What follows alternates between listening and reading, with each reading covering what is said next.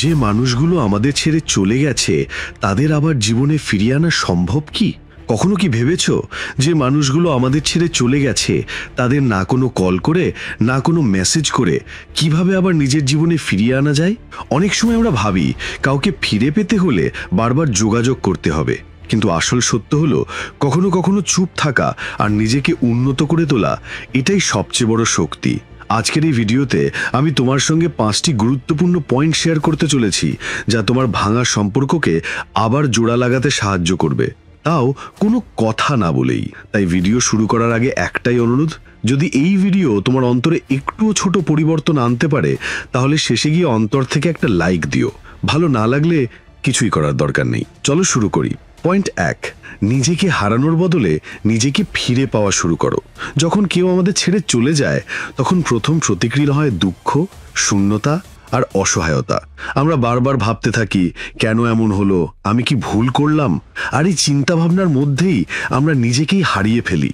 কিন্তু যদি তুমি সত্যিই চাও যে সেই মানুষটা আবার তোমার জীবনে ফিরে আসুক, তাহলে প্রথম পদক্ষেপ হলো নিজেকে ফিরে পাওয়া।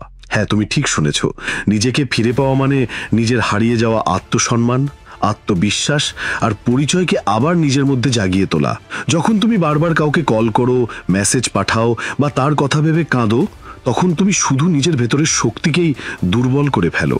কিন্তু যখন তুমি ঠিক করে ভালো, এবার আমি নিজের জন্য বাঁচবো, নিজের জীবনকে ভালো করে তুলবো, তখন থেকেই তোমার জয় শুরু হয়। এই পৃথিবীতে সবচেয়ে বেশি আকর্ষণ কোথায় থাকে জানো? উন্নতিতে বা প্রোগ্রেসে। যখন তুমি নিজেকে বদলাও, নিজেকে আরো ভালো করে তোলো, তখন মানুষ সেই পরিবর্তনের দিকেই আকৃষ্ট হয়। একবার কল্পনা করো, একটা সময় ছিল যখন তুমি সেই মানুষটার জন্য কাঁদছিলে, কিন্তু এখন তুমি নতুন এক প্যাশনে ডুবে আছো। নিজের শরীরকে ফিট করছো, ক্যারিয়ারে ফোকাস করছো, নিজের প্রতিভাকে জাগিয়ে তুলছো, এবং ঠিক সেই সময়ে কোথা থেকে সেই মানুষটা তোমার প্রোফাইলে আসে, তোমার ছবি দেখে, তোমার কথা শুনে ভাবে এটা তো সেই আগের মতো নেই, এটা তো আরো ভালো হয়ে গেছে। এটাই সেই মুহূর্ত যখন অনুশোচনা শুরু হয়। খেয়াল রেখো, তুমি কোনো কলও করনি, কোনো মেসেজও করনি, তুমি শুধু নিজেকে খুঁজে পেয়েছো, নিজেকে গড়ে তুলেছো, এবং কোনো কথা না বলেই তুমি একটা শক্তিশালী বার্তা পাঠিয়ে দিলেছ।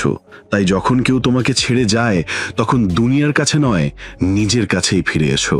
যে মানুষটা চলে গেছে তাকে তুমি তোমার ভেঙে পড়া অবস্থায় নয়, বরং তোমার উন্নতির মাধ্যমে ফিরে পেতে পারো। আর যদি সে তবুও ফিরে না আসে, তবুও তুমি নিজেকে ফিরে পেয়েছো। আর বিশ্বাস করো, নিজেকে ফিরে পাওয়া কোনো হারিয়ে যাওয়া মানুষকে ফিরে পাওয়ার থেকেও অনেক দামি। পয়েন্ট 2, নীরবতার থেকে বড় কোনো আওয়াজ নেই।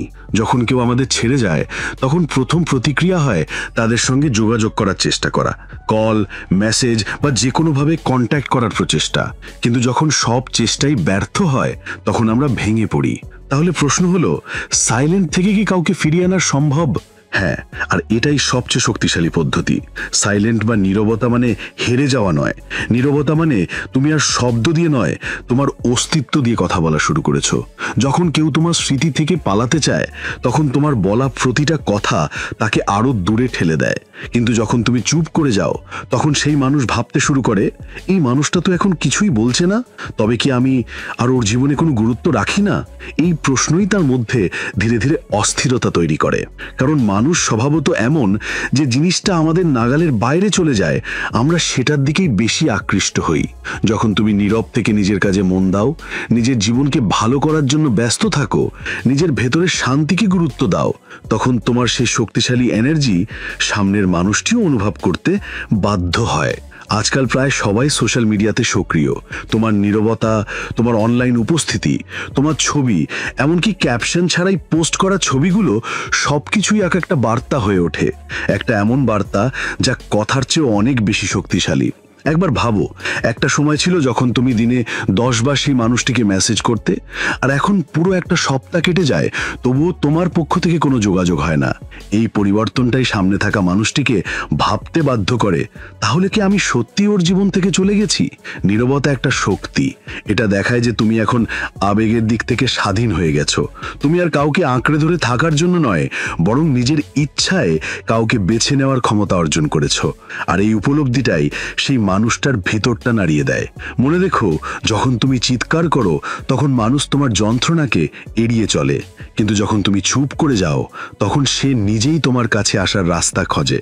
তাই যদি তুমি সত্যিই চাও যে মানুষটা তোমাকে ছেড়ে চলে গেছে সে ফিরে আসুক, তাহলে চুপ থাকো।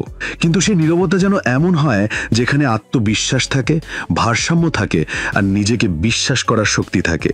কারণ সবচেয়ে বড় আওয়াজটা সেই যেটা নীরবতার মধ্যেই শোনা যায়। এবার আসছি পরের পয়েন্টে। পয়েন্ট 3, সোশ্যাল মিডিয়াকে শিকড় নয় সেতু বানাও।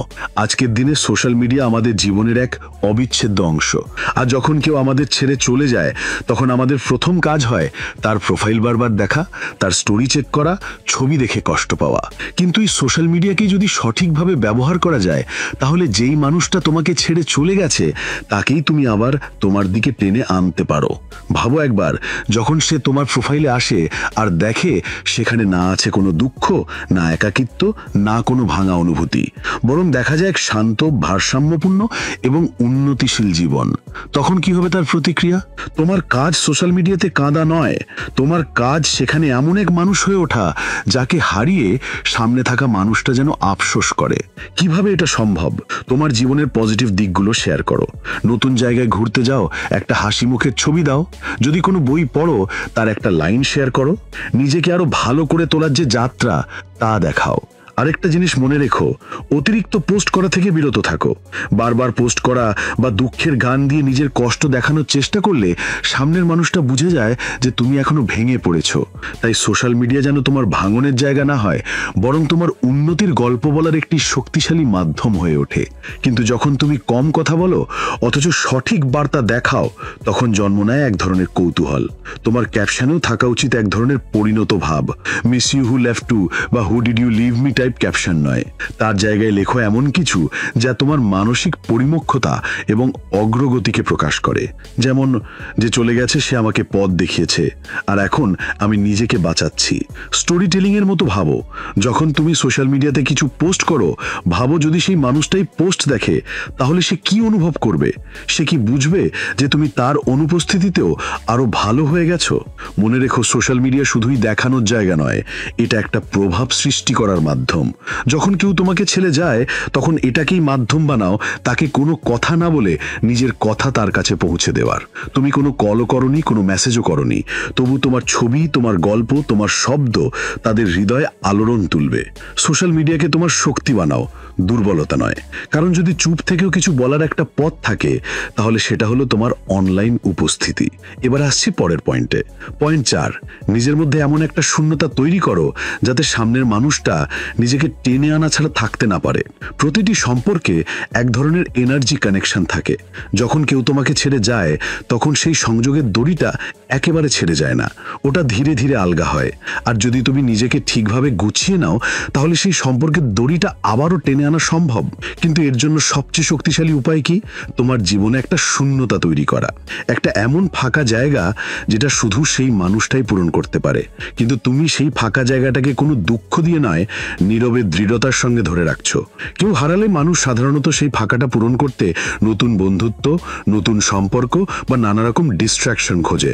কিন্তু এতে একটা কনফিউশন তৈরি হয় আর আমাদের ভেতরের এনার্জি ছড়িয়ে পড়ে।